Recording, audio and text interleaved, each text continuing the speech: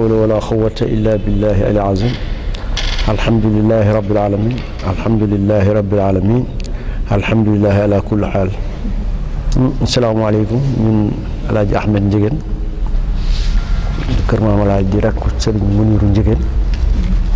xalifa Tafsir Ahmad Baro Ndiéguène ñoo ñëwoon fii tey seet si kilifa gi ngir ñaari mbir. bi njëkk dañuy wax ni xubal wetal min al iman képp koo xamante ni ngi bëgg nga sa réew na leer ni yaa ngi jaamu yàlla. bëgg sa réew nag mooy fonk ñi ko yilif fonk ñu yàlla nattoo ñu yilif ko ka ca njëkk di président de la république. su ko defee fonk googu nag mooy lii ñu def tey ci ndigalu sëriñ bi mooy wuy si appelam appel bi mooy solidarité bi nga xamante ni bi ala kulli alin suñu diine alhamdulilah mooy ku njëkk a imposé jàppalante ci lu mel nii ci lañ sukkandiku Alaaji Muniru ak njabootam yëpp ut loo xamante ni bi ndimbal la koy tudde jàppale la koy tudde maanaam wa ilaa sax sot ndax kilifa yi ñoom lañ am ndax suñu président de la république nun mooy suñu sous-préfet mu ngi ni taxaw mooy suñu kilifa ci wàllu aada bi ci wàllu nguur gi moom nag alaaji dajale li nga xamante ni bi yàlla def na ko ci wërsëgam tant soit peu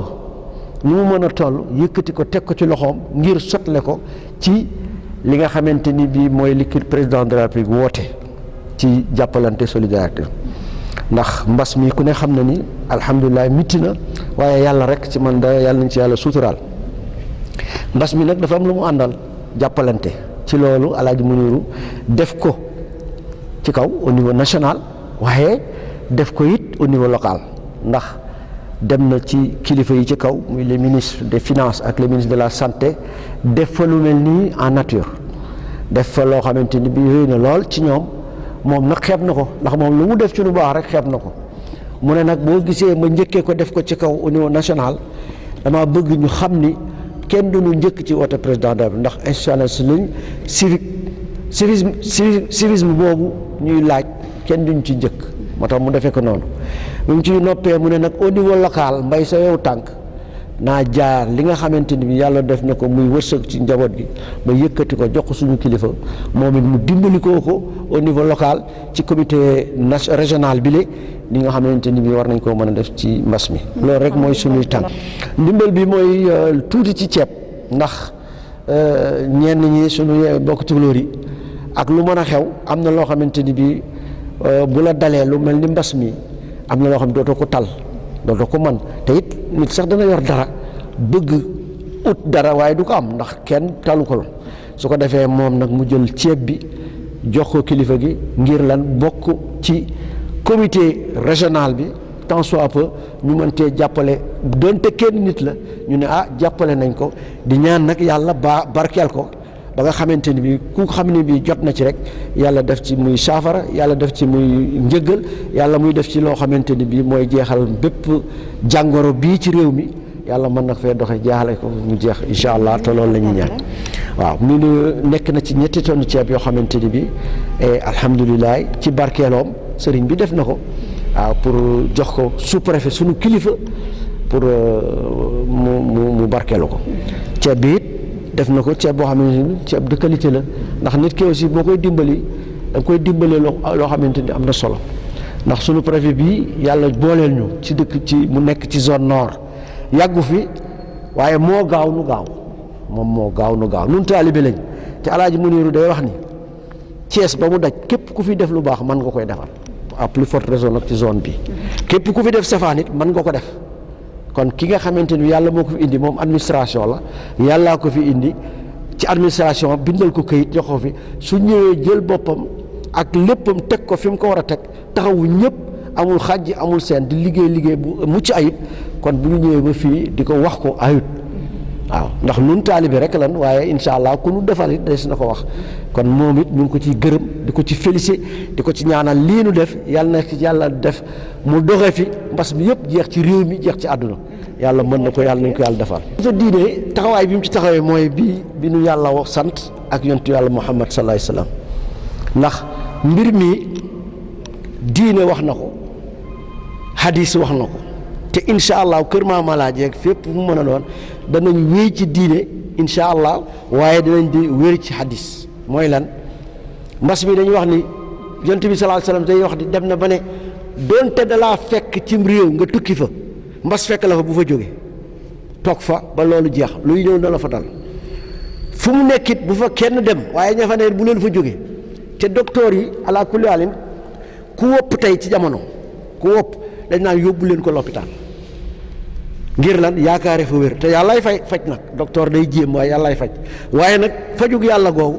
ku wopp rek dañuy wax ne nañ ko yóbbu hôpital waa l'hôpital nag ak seen i pexe ak seen i xalaat ak seen kii nee nañ wopp bi day ki ci ëpp sens mooy kiy jëfoo li nga xam ne moom lañ santaane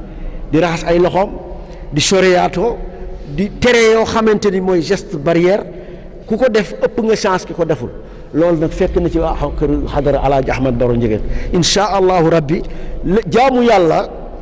danañ ko def nañ ko daan defe waaye nag danañ topp ndigalu kilifa yi niñ ko bëggee danañ ko def ndax kilifa yi déglu leen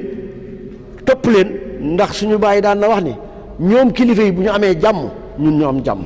waaye bu ñu amee safaan ñun ñu am safaan te jàmmi réew mi nag mooy ñëpp wér yàlla na ko yàlla defal ñëpp waaye daal kër Alaaji Ahmad Baro Ndiéguène nii daal la doxee ci bas bi topp diine topp hadis. Oui, après vous avoir salué, je voudrais rendre grâce à Dieu et dire en tout cas tout le plaisir que nous avons aujourd'hui de recevoir ce don de cette venant de El Hadji Mounirou Ndiéguène, khalife général aujourd'hui de la famille Ndiéguène. Un homme d'une dimension exceptionnelle et ça ne nous surprend pas. Il avait déjà demandé aux gens de prier. Lui-même, il n'avait cessé de prier depuis que cette pandémie est intervenue. Il ne s'est pas contenté de ça. Il a voulu participer à l'effort de guerre en donnant aujourd'hui 56 sacs de 25 kg à la population de la commune de Thiès-Nord. Nous voudrions, à travers ce geste-là, le remercier très sincèrement au nom de l'État du Sénégal et dire que c'est un geste qui nous va droit au cœur. Le remercier, mais également lui souhaiter longue vie, mais aussi santé de fer. Il vient répondre ainsi à l'appel du chef de l'État, comme vous le savez. L'État a beaucoup contribué. Aujourd'hui, on parle du programme de résilience économique et sociale au niveau national qui a démarré. Et nous sommes en train de finaliser les ciblages au niveau des différents quartiers. Le comité communal s'est réuni déjà pour valider.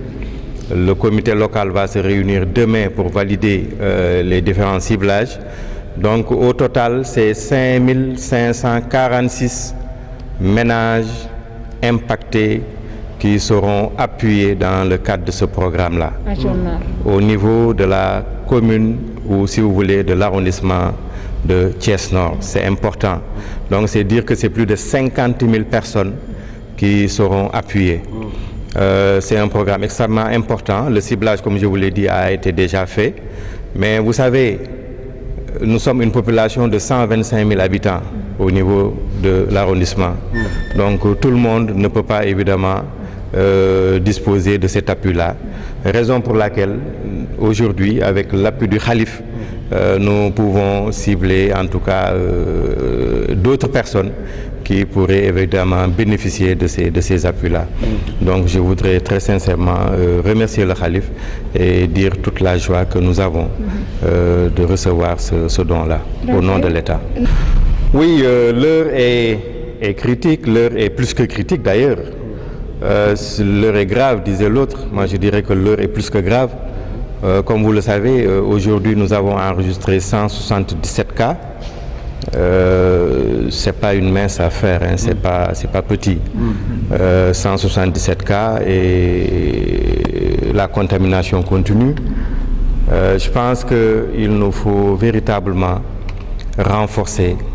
les mesures de lutte contre cette pandémie.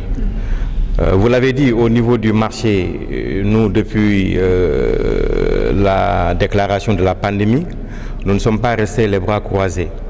Nous avions pris un certain nombre de mesures en son temps et nous allons continuer à les prendre. D'abord, nous avions réglementé les heures d'ouverture et de fermeture du marché. Aujourd'hui, c'est de 7h à 14h. L'autre élément également, nous avions fermé pour désinfecter les différents marchés qui existent au niveau de la commune, pas seulement au niveau de la commune, mais au niveau de l'ensemble de la ville de Thiès. Ça, c'est des mesures que nous avions prises. Mais si ça nécessite également que les gens prennent d'autres mesures, évidemment, nous allons le faire. Nous attendons également des instructions peut-être du niveau de nos supérieurs, mais tout compte fait, nous y travaillons et si cela nécessite qu'on ferme le marché, on va le faire. Et, on est en train de réfléchir là-dessus. Je ne veux pas tout de suite vous dire voilà la quintessence de nos discussions ou de nos réflexions, mais si ça continue comme ça, évidemment, nous allons prendre des dispositions dans ce sens-là. Je pense que les hommes religieux ne sont pas en marge de cette lutte. Hein. D'ailleurs, pour exemple, le khalife de la famille Ndiéguène, très tôt, comme je vous l'ai dit tout à l'heure, s'était beaucoup impliqué dans cette lutte-là, déjà eux tous d'ailleurs, par des prières. Nous sommes un pays où nous avons une très forte croyance religieuse, donc les autorités religieuses ne cessent de prier. Là où peut-être je vais peut-être les inviter, c'est peut-être d'accentuer davantage la sensibilisation, n'est-ce pas, auprès des fidèles, parce que c'est extrêmement important. Comme j'ai l'habitude de le dire, cette lutte, c'est vrai, il y a une prise en charge des patients, des malades, mais de mon point de vue, je pense que la lutte est avant tout préventive. Nous vivons une situation exceptionnelle, donc à la limite, c'est des contaminations communautaires. Et je pense qu'il nous faudrait, n'est-ce pas, des stratégies communautaires. Des stratégies communautaires, c'est pourquoi je demanderai aux hommes religieux de sensibiliser davantage les fidèles pour qu'on puisse endiguer très rapidement cette pandémie au niveau de la commune.